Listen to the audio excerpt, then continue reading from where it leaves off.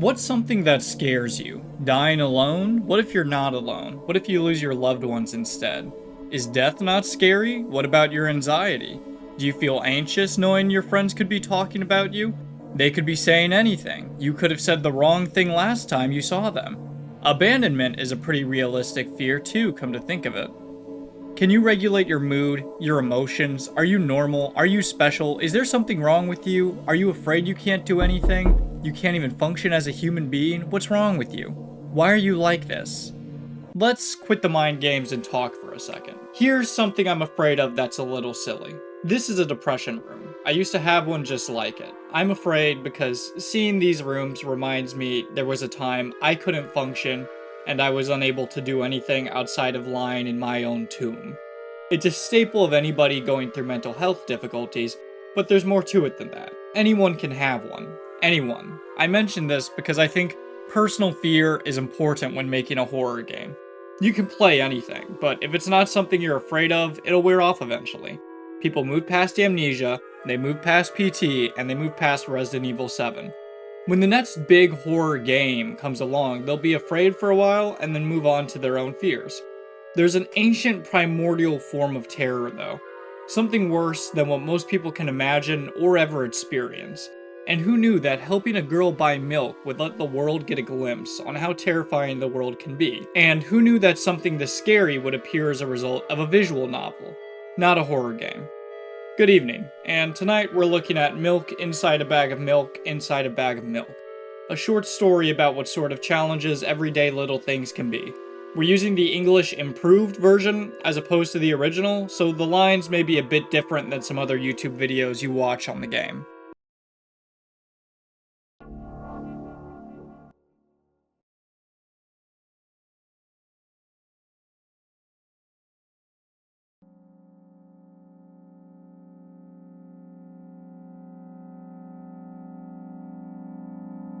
We're asked to help her buy milk. We say okay, and the game begins. She's rehearsing speech to herself, but it's clearly been a long time since she's been out of the house. Who are you talking to?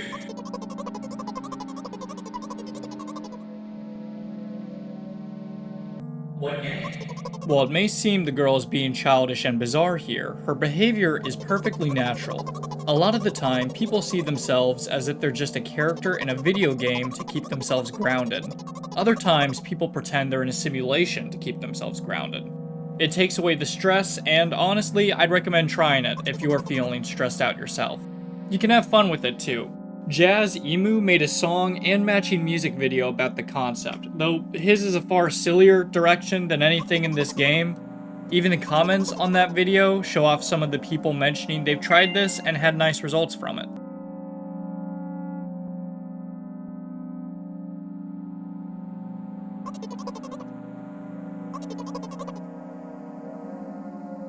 Wow, that's a whole word more. It's hard to tell from our tone whether or not we're being sincere here. I think it's a matter on how you perceive us, the player, to be. Personally, I don't think we're kind in this interaction, but we're not outwardly hostile either. I think this time the L sound was longer than usual. Who knows?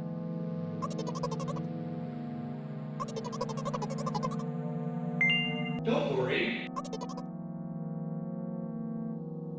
By the way, you've been walking with your left foot on the pavement and your right foot on the grass for a full minute now. 50 steps on the pavement and 51 in the grass. You have to undo the previous step. With this being our only line of dialogue present, it's clear that we understand that this is a behavior she's shown before, but this doesn't mean this isn't our first time with the girl. It's not the first time this has happened.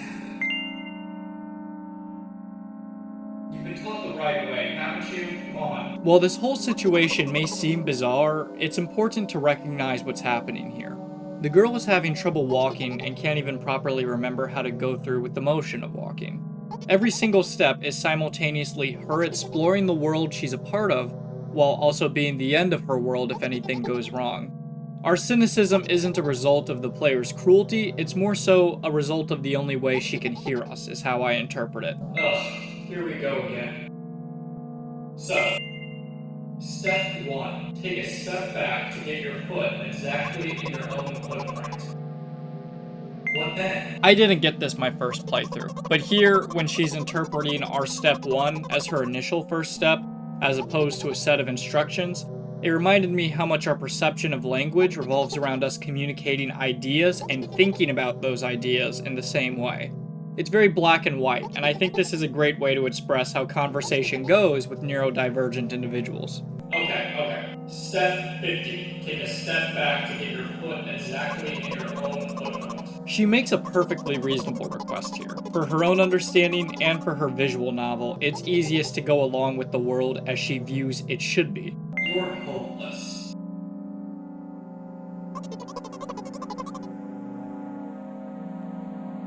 The store closes in an hour, so you will be very, very guilty if you don't buy milk.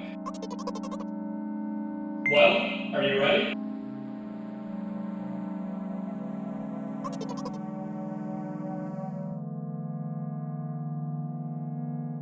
It feels weird trying to unpack this first segment since a lot of it goes over your head, or at least for me, when I first played the game, which was a few years ago, I think. None of it really made sense to me. I was thinking, okay, we're just talking to this crazy woman and I just can't understand anything she's saying. But that's also kind of the point. The point is that so much of it is like nonsensical, is if you're not thinking from her perspective.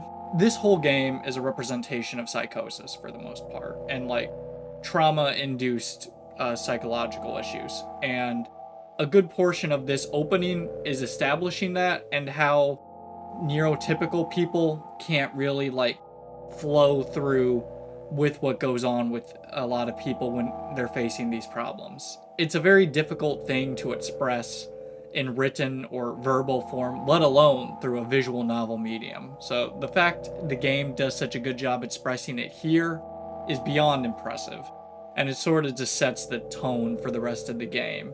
It's, as said, there's nothing really like particularly scary about the game itself. It's just more so the themes of the world and how it's perceived. And the opening, even with it being light and like even with you acting as friendly as possible through the dialogue, you're not really being all that friendly. I don't know. I can't put any expectations on someone's internal dialogue, but even with all of the positive options, we're still not particularly kind. So, without further ado, let's move on.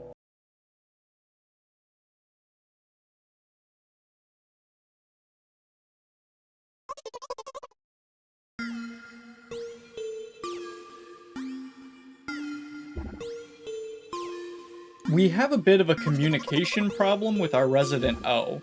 The girl just can't communicate, and we can't properly understand what we're looking at from the picture we're provided since we're seeing it from her perspective. It comes down to us trying to have her snap out of this. You shouldn't have done that. He's obviously not going to change his lines. You run the risk of ending up in an endless loop. We're witnessing the girl talk to somebody for the first time who isn't us.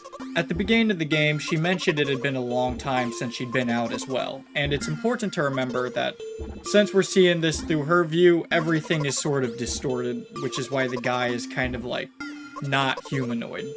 Realistically, what's most likely happening here is what he's saying is going in one ear and out the other, and he may be repeating the same phrase, but there's no proof of that.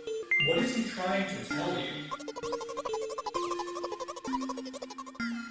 What's scary about it? The O is scary in the same way that depression rooms are scary to me. It's something personal to me, and the O is something personal to her, especially in the way of her mentioning showing it to us costing her brain cells and how it just appears with no warning. The quiet droning in the back made it sound as if somebody was talking to us. It's up to viewer interpretation as to what the O could mean. The only thing that can be concluded for fact as that something with an appearance of this haunts the main character. I think O would also scare me if I was reminded of that. Though, this game does have a sequel which delves into the O a little bit more, but we're not going to touch on that for now. You just repeated after him, and it worked. Do it more often. When exactly did you say that? Personally, I didn't hear it. She's right, you know. She ended the conversation by saying my interlocutor shook and crawled away. An interlocutor is just someone who takes part in a conversation. Whether or not he crawled away is unsure, but from our dialogue answers, we don't want her to believe the interlocutor did crawl away. It's in her best interest to have as normal of a day out as possible, and she's an unreliable narrator at best throughout the game. We continue on our quest together. Hey, slow down. Do you even remember why you're here? So why? What did you expect me to say? She's right again. It's easy to forget that she struggles to do things on her own. Take retracing her steps while outside as an example. Not here. Take the bag and go to the cash register. Her little tangent here about milk inside a bag of milk isn't only the name title card. It's her being inquisitive into the nature of the situation. You can look at the milk as a metaphor for how she's overthinking her goals, or representative of the human psyche, or if the milk plays a part in her trauma, which is also something that the second game delves into a bit more. Personally, I think she's just having a little fun here. Even when in the worst spots of the human experience, the brain can pick up little things to appreciate. Come on. 15 minutes before the store closes, hurry up. Her correcting us here to help us have a better understanding on how to play along with fitting into her visual novel is just a benefit to her to help her see the world through her specific lens. It's nothing against us in the way we speak, it's just that we have to fit into that in order for her to go through the world the way she wants to. Visual novels aren't worse than books. I'd say they're about the same, but nonetheless, we do our best to play along. Wait, I thought only your thoughts were visible on the screen. We're right in thinking that as well, but it's important to note that every time we have a thought, it pops up on screen same as hers, and we choose what to say, so inadvertently, we're just as involved in the visual novel as she is. This shouldn't be a surprise to us. Anyway, you heard me. Hurry up or you'll get it at home again. There's a lot to unpack here. We make a mistake waiting so long to talk to her as she's checking out. The girl doesn't understand how to go through the interaction with the cashier. She doesn't hand over the milk immediately for it to be scanned.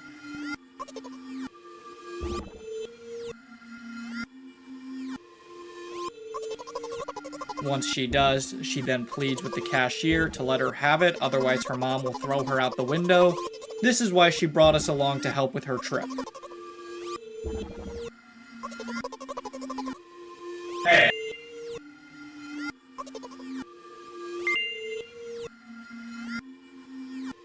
Pay for the milk.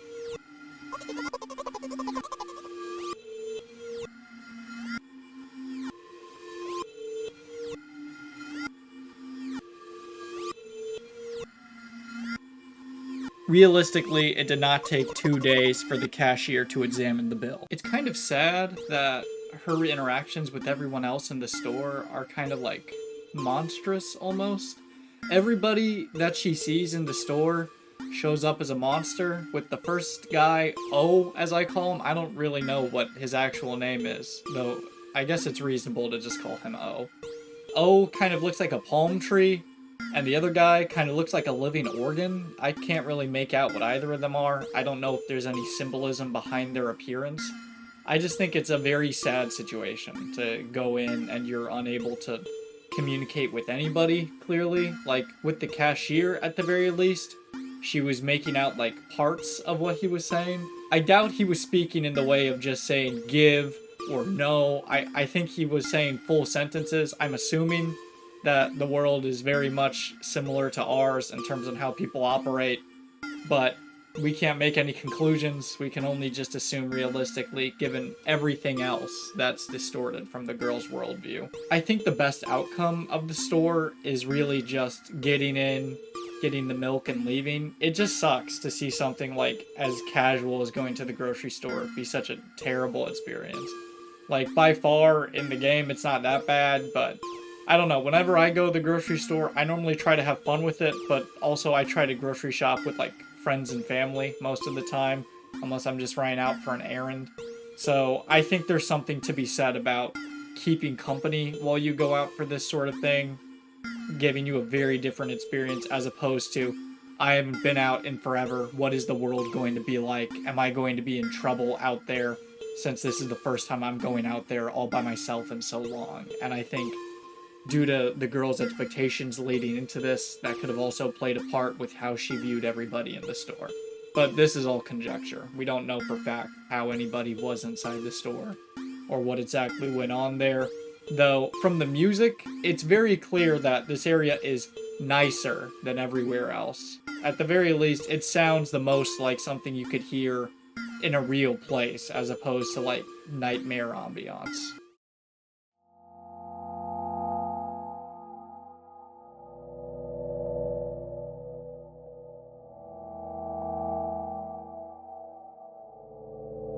With our primary task accomplished, it's just a matter of getting her home safe. Outside of the revelation she's been in physical therapy, all is well. How are you feeling?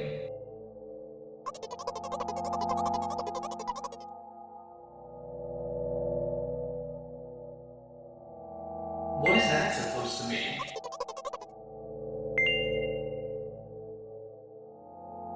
But I'm really interested. I wasn't lying about being interested, but I've read over this a few times, and I'm still not entirely following how she's a mile-long bar of ice cream. This may be a matter of visual novel not being the best way to express this, with the way she talks about it making me think some sort of chart or graph would make understanding it easier. I'm not really sure where the math comes in, or if it's even simple. Maybe this makes more sense in the game's original language, and this just isn't a clear translation of it, but I don't know. I see.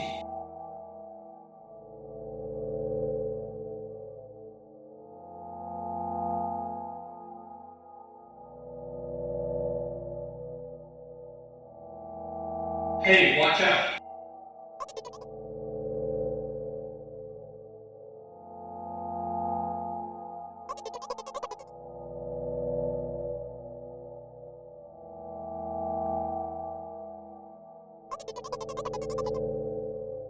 It was a truck. She's not in the headspace to make out what's real and not real, but you probably figured this out when we stepped into the store and with everything else that's been happening in the game. We're doing a good job so far keeping her safe on the bright side. You could have died. Both replies to her question about the possibility of someone wanting to kill her, I think, are rooted in her view of the world as opposed to the players. The world is a cruel and dangerous place. I think she's correct on this too. I'm not sure what world she's in, but it's not the one we're watching. Wherever her consciousness is at, it doesn't let her view the world as others can. This game has a very accurate depiction of mental illness. I'm not sure if anybody watching this has ever seen someone go through a mental episode of any kind, but a lot of the time people tend to disassociate, and this can take all sorts of different forms and ways it shows itself. But I think the truck being a bear is a good way to view it, since it helps give the feeling that even though the visual novel is grounding the girl in reality, it also kind of isn't. And she's just seeing the world through a lens that she doesn't really want to. It's very depressing. The whole game is just very dark with how it portrays just about everything. But if you watched this far, you probably knew that. I think the most important revelation of the whole physical therapy incident being mentioned is that it's very real and is that the girl was likely hospitalized at some point. I don't remember exactly if the game goes into detail on much of the girl's experiences through any sort of medical systems or how exactly all the events panned out in her life besides the later ones we'll get to, but there's just something so sad about seeing somebody suffer through everything and just as a result can't even see the world they did pre-incident. And just having simple things like carrying a plastic bag reminds somebody of just being in one of those sterile, awful rooms. Here, we're given some more info into the girl's condition. It's almost as if the reality she interacts with morphs and fluctuates around her. The traffic lights vanishing and clouds appearing based off of her give her a sense of grounding with understanding her emotions almost. It's like you wouldn't know how to feel unless you saw your emotion. It's more like the environment itself is telling her how to feel. With her feeling the clouds slowly building above her, she knows she's sad. Are you sure this is really happening? We know the answer to this. You'll have to trust me when I say it's better this way.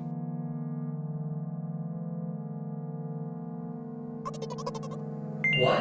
Her wanting to talk to the player, as an us outside of the game reading her thoughts, makes sense given everything she's had us in gameplay do, along with understanding how she speaks and interprets what we say, with it translating into her visual novel.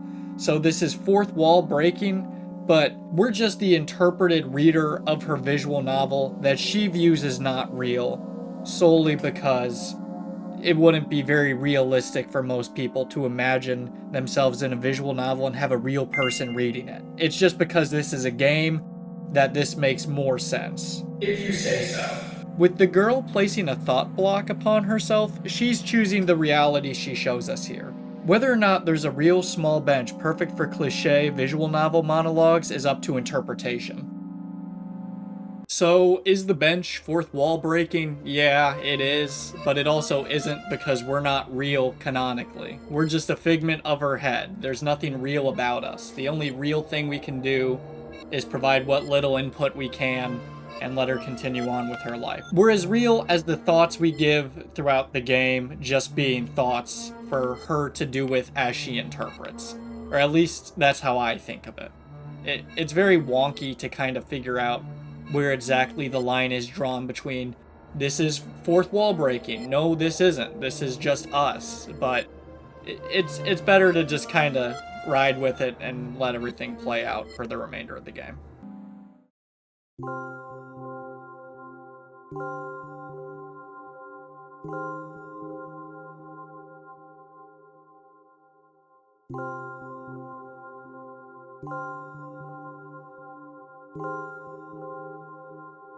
She knows she needs help, which is arguably the most important first step.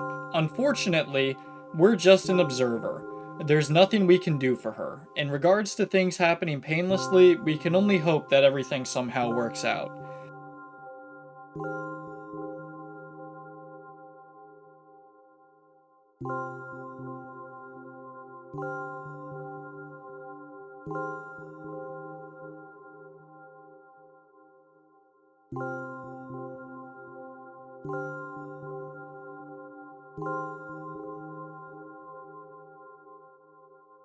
For the first time in the game, though, we're allowed to make our own responses because we're the person reading the visual novel. We're not just thoughts popping up on a screen, we have independence. She's directly talking to us, not the guiding voice we've also been playing as to help her get through her errand.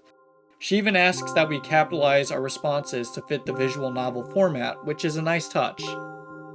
The fact she has to specify because now, with her having trouble reading, is unfortunate, since it seems there was a before where she was able to distinguish between letters and words easier. With her mentioning her diagnoses, the message of the game is clear with her current state. She knows that it's no secret. We as the player are given the one chance to see her for who she is and not what she's been identified as. Even if we, the player, aren't real to her, at the very least, our actions let us connect with her, letting her share her haunted view of the world. The monsters in the store, to my knowledge, were just people. We saw everything through the visual novel in her eyes, so of course reality is distorted, just like with the bear. Her request to not discuss what happened, while seeming bizarre, makes sense. We're not the first figment of her imagination she's talked to, and we won't be the last. Either way, everything always leads back to our trauma.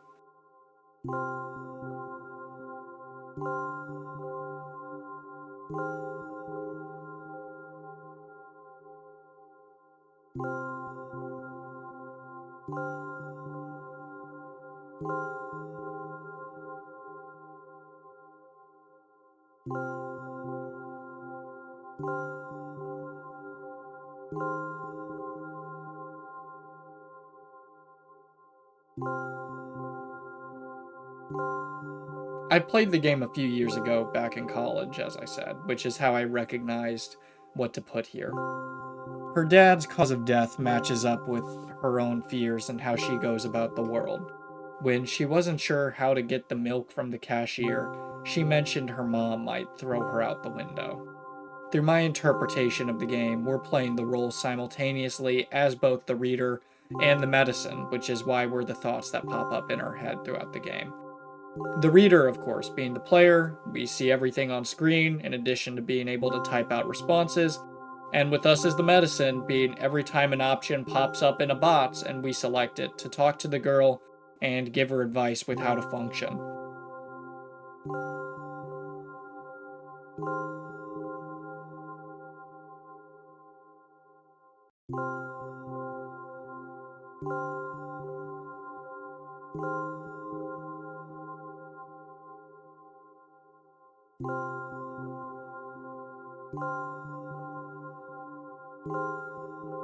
With her removing the text box from the visual novel, it's up to interpretation on what exactly this means. Some people view it as the medicine wearing off, while others view it as her just being quirky, and others talk about how it's letting down one's guard or boundary. I leave it up to you to decide. With us speaking up as her medication slash other thoughts again, what we mean as rude here is her taking the time to sideline us in exchange to talking to the reader.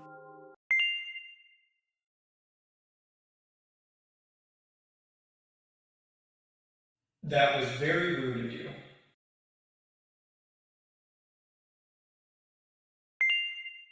I'm not going to pressure you. I'm just advising you to go home.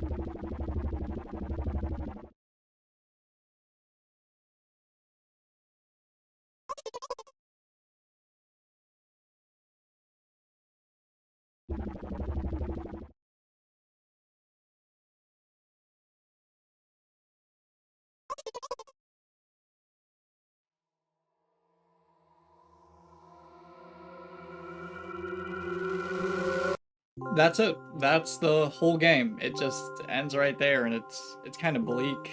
It's very depressing, but it's also a very powerful statement at the same time. The reason we don't have any more input on the girl is I think by that point the medicine is worn off. I'll show some footage here so you can see what I'm talking about that I know for fact were like medicine or some sort of like foreign agent helping the girl is from a you can put your name in at the start of the game, and if you just choose bad options, she just says it doesn't work and that she'll have to try it again with something else, similar to what you do with like antidepressants and everything else. The mom in the game is monstrous. I mean, she is very, very scary. I think the scariest thing about her has to just be how she's more humanoid than everything else in the story. Like with that weird mask and the way she speaks, it's very clear that the girl has a better understanding on what she is, but if that's how I saw my mom, I would also be very terrified of interacting with her. I think there's a lot of nuance to the game that just isn't really hit upon. It's more so like a screenshot of what somebody goes through with mental health as opposed to like a full-on story. The second game does a much better job on going into the actual details and nuances of everything that happens to the girl, though it is a lot more messed up due to the expanded scope. I think the most important thing about this is just sort of remembering that mental illness affects everybody. I mean, you saw the rooms at the start of the video. Anybody can suffer from it. It's very much a game changer, and it's important to kind of care for everybody in your life and do what you can for them and make sure to reach out and seek help from everyone who needs it. It's a very distressing situation for everybody involved, and there's no real way or solution outside of just working within your means and figuring everything out, be it being medicated, therapy, hospitalization, whatever works for you. And it sucks. It sucks that it affects so many people in our universe today. So that's the game. It's very reminiscent of another game I played a while back. I didn't make a video on it. It was called Dead Names. It's about 7 minutes long. Dead Names is very much a visual novel in the fact you don't have any interaction whatsoever. But that also goes into subject matter on some problems in the trans community, which may interest you if you'd ever want to play another game like this, to have a very bleak, stark reminder of the problems in this world without going out and having to experience them and just experiencing it through a terrifying 8-bit version. But that's it. I think that's really all I have for this video. I think the number one thing to take away from here is that even with us serving as medicine, we can only do so much. There's only so much that anybody can do, and I think the most important resource for somebody to have in any state like that is people. So I think the number one takeaway from Milk Inside a Bag of Milk Inside a Bag of Milk is to kind of be there for those that you love, care for them, do everything you can, and especially just try to recognize that the world can be a very cruel place for some people and how they view it. And we're all kind of just going through life together, and the most important thing we can do is just kind of hang out and help each other out. I'm not sure whether the mom is a good character or not. In the first game, it's very difficult to tell just because she's so creepy and so much of her dialogue is just very stunted, but that could also just be how the girl interprets it, like how she did at the store. In the second game, she's very much painted as antagonistic. Like, it's very clear it'll make more sense if and when we cover the second game, but point is, it's a whole mess, but there's also, like, reasoning as to why she couldn't be. So it's very much a game up to your own interpretation, which is why I'm trying not to color it too much for your own. I see it as we're simultaneously the reader of the visual novel, the medication, and we're just helping out a girl who has a very, very severe illness and is just going through it, and we're just helping her do all that she can in the family life that she has, which is very tormented, even with her own parents. It's very dark, and I feel terrible just even thinking about it. The game itself is more of an artistic expression, if anything else, and I think that might be one of the reasons it's so scary. I always feel kind of weird talking about mental illness because I used to suffer from some pretty extreme episodes and some very bad stuff throughout my life. So I always feel weird talking about it or even commenting on someone else's experiences, since I feel like I can't do it on their behalf, even if they're fictional. But I think it's just kind of important to recognize that this game is out there, and I also think it's important for people to know about it, because I think it's a great way to demonstrate what goes on with a lot of people and the importance of just being kind and the terror that people can experience on a day-to-day basis. I mean, I don't know. We all have our, like, small things that get to us and kind of remind us of that internal terror, like the O, or the depression rooms. I'm sure you have one as well, but hopefully it wasn't in this video. I think that's all I have. I'm gonna put some resources for mental health in the description, along with Dead Names and this game if you'd want to play either. I'm not 100% sure what more there is on Replay for this. I'd highly recommend the sequel, since that game has a lot more depth, but Milk Inside a Bag of Milk is still good as well, and it's good enough to warrant a purchase.